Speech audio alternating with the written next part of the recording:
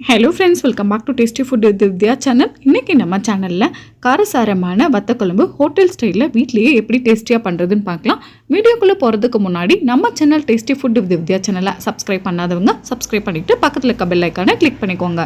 வாங்க வத்தக்குழம்பு பண்ண ஸ்டார்ட் பண்ணிடலாம். ஸ்டவ் ஆன் பண்ணிவிட்டு ஒரு கடாயில் 1 டேபிள் ஸ்பூன் நல்லெண்ணெய் சேர்த்திக்கோங்க. எண்ணெய் நல்லா சூடானதுக்கு அப்புறமா 3 வரமிளகாய் சேர்த்திக்கோங்க. கூடவே 1 டீஸ்பூன் கடுகு, 1/2 டீஸ்பூன் ஜீரகம், 1/4 டீஸ்பூன் வெந்தயம் சேர்த்திக்கோங்க. சேர்த்துட்டு எல்லாமே நல்லா பொரிஞ்சு வந்ததுக்கு அப்புறமா ஒரு கொத்து கருவேப்பிலை சேர்த்திக்கோங்க. கூடவே ஒரு கைப்பிடி அளவு சின்ன வெங்காயத்தை கட் பண்ணிட்டு சேர்த்திக்கோங்க. இது கூடவே 10 to 15 பூண்டை முழுசாக சேர்த்திக்கோங்க. சேர்த்துட்டு எண்ணெயிலே நல்லா வதங்குற அளவுக்கு வதக்கி விட்டுக்கோங்க. வெங்காயம் பூண்டு சீக்கிரம் வதங்குறதுக்காக கொஞ்சமாக உப்பு சேர்த்திக்கலாம். இப்போ நம்ம குழம்புக்கு தேவையான அளவு உப்பை இப்பயே சேர்த்திக்கிறேன். வத்தலில் உப்பு இருக்கும், அதனால் அதுக்கேற்ற மாதிரி பார்த்து சேர்த்திக்கோங்க. வெங்காயம் பூண்டு இந்த அளவுக்கு நல்லா வதங்கினதுக்கு அப்புறமா 3 தக்காளியை நல்லா ஃபைன் பேஸ்ட்டாக அரைச்சிட்டு சேர்த்திக்கோங்க. தக்காளி இந்த மாதிரி அரைச்சி சேர்த்து நம்ம குழம்பு பண்ணும்போது வத்த குழம்பு நல்ல கன்சிஸ்டன்சியோடு கிடைக்கும்.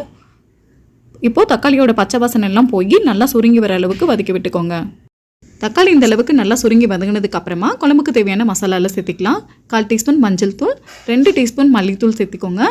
1 டீஸ்பூன் காஷ்மீரி சில்லி பவுடர் சேர்த்திக்கோங்க. இது கலருக்காகத்தான், பெருசாக காரம் இருக்காது. கூடவே 1 டீஸ்பூன் மிளகாய்த்தூள் சேர்த்திக்கோங்க. சேர்த்துட்டு எண்ணெயிலே ஒரு 10 செகண்ட் நல்லா வதக்கி விட்டுக்கோங்க. அடுத்ததான் ஒரு சின்ன லெமன் சைஸ் அளவுக்கு புளியை 10 நிமிஷம் தண்ணியில் ஊற வச்சுருக்கேன். அதை வடிகட்டிட்டு சேர்த்திக்கலாம். சேர்த்துட்டு மிக்ஸ் பண்ணி விட்டுருங்க.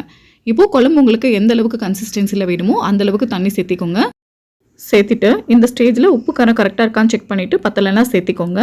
இப்போது நம்ம மசாலாவோட பச்சை ஸ்மெல்லும் புளியோட பச்சை ஸ்மெல்லும் போகிறதுக்காக ஒரு 5 to 10 நிமிஷம் மூடி போட்டு கொதிக்க வச்சுக்கலாம். இப்போ ஒரு 10 நிமிஷம் ஆயிடுச்சு. குழம்பும் நல்லா எண்ணெய் பிரிஞ்சு வந்து நல்லா திக்காயிடுச்சு. இப்போது வத்த குழம்போட டேஸ்ட்டை இன்னும் என்ஹான்ஸ் பண்ணி கொடுக்கறதுக்காக நம்ம ஒரு சின்ன துண்டு வெல்லம் சேர்த்திக்க போகிறோம். வெல்லம் ஆப்ஷனல் தான், உங்களுக்கு வேண்டான்னு இதை ஸ்கிப் பண்ணிக்கோங்க. வெல்லத்தை நல்லா பொடி பண்ணிவிட்டு சேர்த்திக்கோங்க. சேர்த்துட்டு நல்லா மிக்ஸ் பண்ணி விட்டுருங்க. இந்த ஸ்டேஜில் உங்களுக்கு குழம்பு நல்லா திக்காக இருக்கிற மாதிரி தெரிஞ்சதுன்னா கொஞ்சமாக தண்ணி சேர்த்து கொதிக்க வச்சுக்கோங்க. இப்போ இது ஒரு சைடில் இருக்கட்டும். அடுத்ததாக ஸ்டவ் ஆன் பண்ணிவிட்டு ஒரு பேனில் கொஞ்சமாக எண்ணெய் சேர்த்திக்கலாம். நான் வத்த குழம்பு முழுக்க நல்லெண்ணெயிலேயே செஞ்சுருக்கேன். நல்லெண்ணெயில் வத்த குழம்பு பண்ணும்போது தான் நல்லா டேஸ்ட்டாக இருக்கும். எண்ணெய் சூடானதும் கொஞ்சமாக வத்தல் சேர்த்துட்டு கருகிடாத மாதிரி பொரிச்சுக்கோங்க. வத்தல் பொரிக்கும் போது ஸ்டவ்வை கம்ப்ளீட்டாக லோ ஃப்ளேமில் வச்சு பொரிச்சுக்கோங்க. நான் இன்றைக்கி சுண்ட வத்தல் எடுத்திருக்கேன். இதுக்கு வத்தலாம் நீங்கள் மணத்தக்காளி வத்தல் கூட சேர்த்துக்கலாம். வத்தல் இந்த அளவுக்கு நல்லா வறுபட்டதுக்கு அப்புறமா குழம்புல சேர்த்து நல்லா மிக்ஸ் பண்ணி விட்டுக்கலாம். கடைசியாக கொஞ்சமாக ஃப்ரெஷ்ஷான கருவேப்பிலை இலைகளை சேர்த்துட்டு மிக்ஸ் பண்ணி விட்டுக்கோங்க. அவ்வளோதாங்க, ரொம்ப டேஸ்டியான வத்த குழம்பு ரெசிபி ரெடி ஆகிடுச்சு. இன்றைக்கி பண்ண இந்த ரெசிபி உங்களுக்கு கண்டிப்பாக பிடிச்சிருக்கு நம்புறேன். இந்த ரெசிபி பிடிச்சிருந்ததுன்னா டேஸ்டி ஃபுட் வித் வித்யா சேனலை சப்ஸ்கிரைப் பண்ணுங்கள், லைக் பண்ணுங்கள், உங்கள் ஃப்ரெண்ட்ஸ் அண்ட் ஃபேமிலியோட இந்த வீடியோவை ஷேர் பண்ணுங்கள். தேங்க்யூ ஃபார் வாட்சிங். பை.